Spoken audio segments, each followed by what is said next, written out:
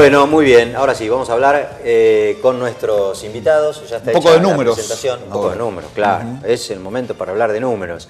Hay mucha incertidumbre, especulaciones y análisis de todo tipo. Empieza la temporada alta de discusión presupuestaria Sobre también, ¿no? todo, claro, se acaba de presentar el presupuesto de la Nación y seguro que dentro de algunos días nada más Daniel Scioli cumplirá con aquel mandato. A veces lo chicanean al gobernador, pero pasa siempre, digamos, Sí, que claro. En la provincia de Buenos Aires se posterga la presentación, más allá de lo que estipula en términos, digamos, de la fecha en la que debe presentarse el presupuesto, la Constitución, se posterga la presentación del proyecto hasta que la provincia tenga algunas variables que define generalmente el presupuesto de la Nación. La que debe estar trabajando a destajo debe ser la ministra de Economía de la provincia de Buenos Aires, que debe gastar sacapuntas, ¿no? No tengo duda, se ha tomado un descanso nada más que para atender a nuestros requerimientos de tantas veces que le invitamos. Ministra, buenas noches. Silvina Batakis, gracias por venir. No, por favor, gracias por la invitación. Hablando de números y de presupuesto, a ver, lo que recuerdo, menor consumo, menor inversión, menor exportaciones, menor exportaciones, mayor inflación, una depreciación del precio también mayor. Eso es lo que más o menos estipula el presupuesto presentado a nivel nacional. ¿Eso qué supone? ¿Que el año que viene va a estar complicada la economía de la Argentina? No, la verdad que este año sí fue un año que no fue bueno en términos de lo que fueron estos años de crecimiento sostenido. Y lo que se espera sí es que haya más estímulos para que la economía crezca. Siempre uno quiere que la economía crezca, así que estos estímulos van a estar. Eso no quiere decir que el reflejo de este año vaya a ser lo que suceda el año que viene.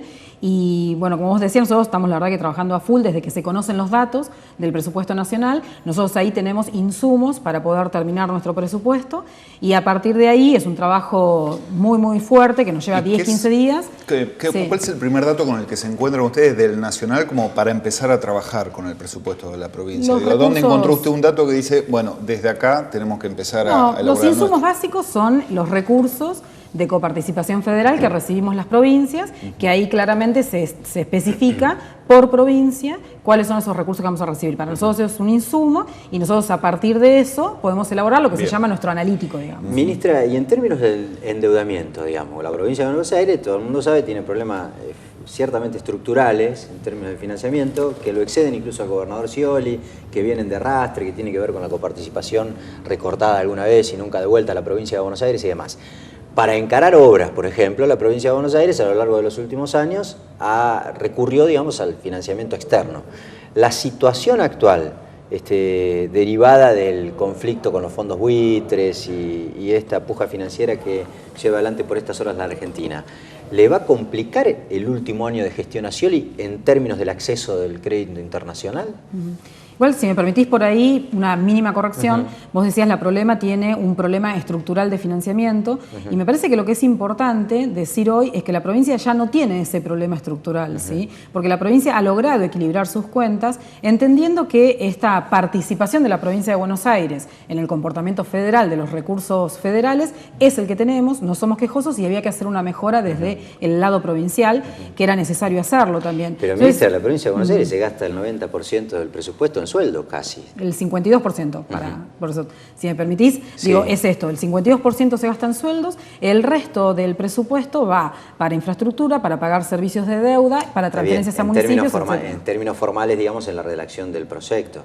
Ahora, después uno ve los ejecutados y la verdad es que las obras de infraestructuras y demás generalmente terminan inconclusas. Por lo menos eso además denuncian algunos intendentes del interior. Sí, pero no es así. Nosotros este año, acordate que el presupuesto que presentamos, por primera vez en muchos años de la historia de la provincia, el presupuesto que está vigente ahora, fue un presupuesto que se presentó en equilibrio. Tenía ahí estipulado, para ir a la primera pregunta que vos me hacías, una inversión en infraestructura de aproximadamente 10.000 millones de pesos y nosotros ahí mismo decíamos que íbamos a tener 5.000 millones de pesos para poder afrontar parte, o casi el 50% de estos 10.000 millones de pesos, que el resto sí iba a ser con financiamiento internacional, ¿sí?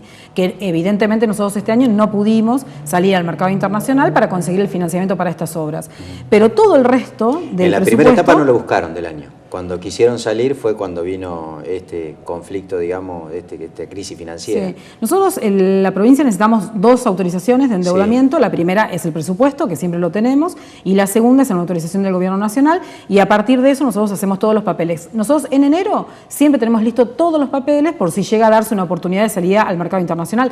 Este año fue lo mismo que el año pasado. El año pasado, si también recordás, tampoco salimos al mercado internacional, ¿sí? Nosotros además estamos convencidos que las grandes obras que necesita cualquier Estado tienen que ser financiadas a través de mecanismos de financiamiento o de crédito para distribuir la carga de la tributaria sobre la utilidad que se recibe. Ahí recién Albino mencionaba intendentes, estamos hablando de obras, y la verdad que esta situación que está padeciendo lamentablemente la provincia, con buena parte de su territorio productivo inundado, se está haciendo, digamos, está generando nuevamente muchas voces de parte de los intendentes, sumado al estado de las rutas que ellos mismos denuncian. ¿Qué pasa con la coparticipación a los municipios? ¿Están bien usados esos dineros que está destinando la provincia a los municipios? La queja que se está escuchando por situaciones que claramente son críticas, son justificadas, son injustificadas. No, igual, bueno, te agradezco la pregunta porque en realidad lo importante acá es decir que la provincia de Buenos Aires en algún momento transfería a los municipios el 16,18% de la totalidad de la renta provincial. Con el gobernador Scioli ese número se lleva al 21,1%, ¿sí? Entonces los municipios hoy cuentan con más recursos de los que recibían hace muchos años. O sea, descentralizó más dinero. Se descentralizaron mucho más recursos. Si querés, el comparativo entre este año y el año 2007 va a terminar en un 570% más de recursos en términos nominales, ¿sí? Ustedes utilicen el índice de inflación que quieran.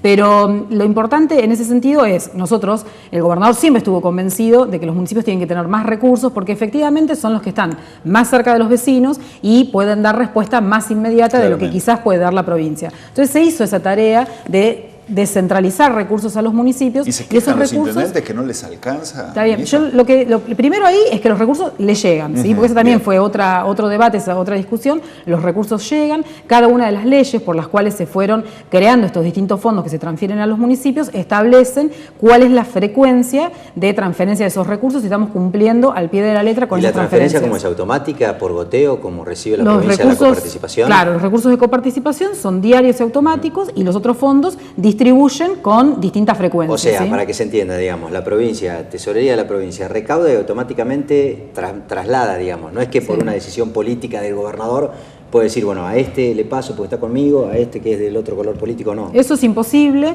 de hacer, por eso el gobernador siempre quiso que se hiciera por ley, ¿sí? Esto sí me parece que es una decisión muy republicana de parte del gobernador, de decir, no hay diferencia de partidos, cuestiones partidarias, y efectivamente los recursos, de hecho, ni siquiera entran en la tesorería de la provincia, los recursos. Ingresan a través del Banco Provincia, una cuenta especial, se distribuye a los municipios y a la provincia lo otro que le tiene que ingresar, ¿sí? Yo sé que me va a decir que no. O que se va a escudar en el hecho de que todavía no la presentaron y yo voy a pretender algún tipo de detalle. ¿Va a tener este presupuesto en el que están trabajando alguna reforma impositiva? Es una tradición, siempre en la provincia de Buenos Aires el presupuesto va generalmente acompañado con la ley de reforma impositiva.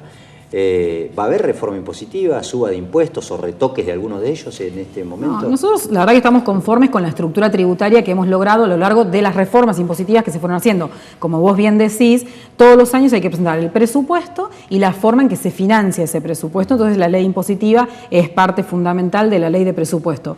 Pero nosotros con la estructura tributaria que hemos logrado hasta ahora, la verdad que estamos conformes, así que vamos a sostener lo que es lo mismo que pasó el año pasado. Digo, como experiencia tenés el caso del año pasado, que efectivamente no hubieron reformas en la ley impositiva que se presentó. Debe ser bastante complejo analizar eso ahora porque si había que hacer algún retoque sobre el campo, por ejemplo, es el peor momento ahora para hacerlo. Sí, siempre tiene el campo también la posibilidad de la exención tributaria, que lo venimos haciendo a diario. Digo, yo firmé hace unos días algún decreto, refrendé algún decreto para después luego la firma del gobernador, en donde se hacen las exenciones tributarias. Lo que quizás ahora podemos presentar es algo para agilizar ese trámite, ¿sí? Para que sea algo más rápido, pero no mucho más que eso. Ministra, ayer hablaba con Mario Blecher, que es uno de los economistas que se supone que son asesores del gobernador en materia económica. Dicen que él, usted mismo, eventualmente pueden ser hombres claves. Bueno, usted es una mujer clave, digamos, en el equipo económico de Scioli, si es que le toca ser presidente el año próximo. Le preguntaba acerca del impuesto a las ganancias.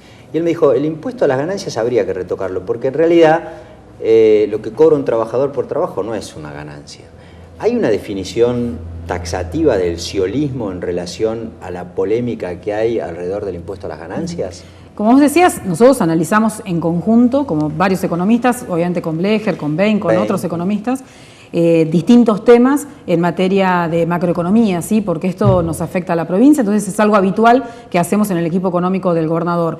Respecto del impuesto a las ganancias, me parece sí importante decir que ningún país en el mundo exime de este impuesto, ya sea que se llamen ganancias o ingresos, ¿sí? Pero si querés es una cuestión semántica, cómo se llama. Pero efectivamente vos vas a Estados Unidos y por tu empleo, por tus ingresos, pagás este impuesto, que quizás no se llama impuesto a las ganancias, se llama impuesto a los ingresos, ¿sí? Pero el impuesto se cobra. En ninguna parte del mundo se deja de cobrar este impuesto, ¿sí? En ningún país desarrollado vas a encontrar que este impuesto no se cobra, porque es uno de los impuestos que te dan mayor progresividad al sistema tributario, ¿sí? Que es lo que hemos quiere lograr. ¿Cómo que hacen los gremios, por ejemplo, de bajarle, bajar el tope? Sí, en ninguna parte del mundo es así, todos pagan el impuesto. Por ahí en algunas partes del mundo el impacto de la inflación ha hecho que mayor cantidad de gente termine pagando el impuesto a las ganancias. No. Retocar las categorías en función de la inflación que hay en la Argentina puede ser una salida, se lo pregunto, Sí, yo no coincido con eso en realidad, porque vos cuando tocas ese mínimo no imponible, dejás un montón de ingresos afuera, que no sé si no deberían contribuir, ¿sí? Para mí deberían contribuir quizás con una racionalidad distinta, ¿sí? Pero todos deberían contribuir, en todas partes del mundo todos contribuyen. Una cosa que también me parece importante, los países que no cobran impuestos, si ustedes lo pueden hacer el estudio, no tienen destino, ¿sí? Porque Macri ha dicho que fácilmente se puede sacar el impuesto a las ganancias. A mí me parece que es una propuesta demagógica de parte de él y muy engañoso. Es muy fácil ir a juntarte con los gremios y decir voy a sacar el impuesto a las ganancias a los trabajadores. Vas y te juntás con el campo y le decís voy a sacar las retenciones. ¿Sí? Es como una medida muy facilista y me parece que hoy ya todos, la sociedad argentina... Sobre ese punto concreto, ministra, sobre las retenciones al campo... No, también lo mismo, me parece poco creíble que uno pueda llegar a sacar estos elementos, pero no solamente por el lado recaudatorio. Yo miraba en algunos programas a algunos economistas que veían cuántos serían los recursos que te faltarían en un presupuesto si no tuvieses estas retenciones. No es solamente una cuestión de los recursos y vos que lo usás para otra cosa, sino también que las retenciones te quiebran el precio interno con el precio internacional y sirven para eso. Y si no tuviéramos retenciones, tendríamos los precios internacionales reflejados en la canasta básica. Algunos objetan que dicen, por ejemplo, en términos de las economías regionales, por ahí, las retenciones a algún sector de la producción, por ejemplo, el de las economías regionales y demás, no es mucho lo que significa en lo que recauda y obstaculiza el desarrollo de esas economías regionales. Por caso, lo ha sugerido incluso un par suyo dentro del gabinete, el ministro de Asuntos Agrarios, digamos. Sí, lo hemos hablado.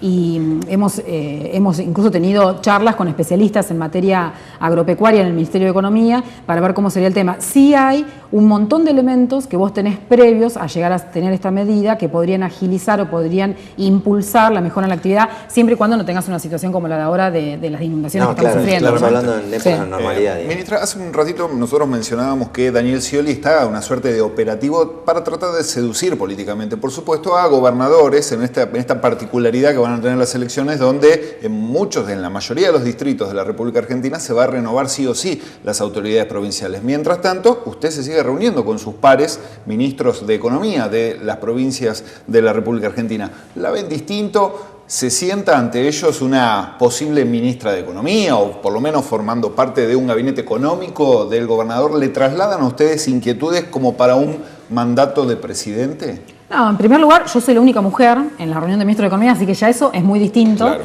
Y la verdad que tenemos una muy buena relación, muy buen trato.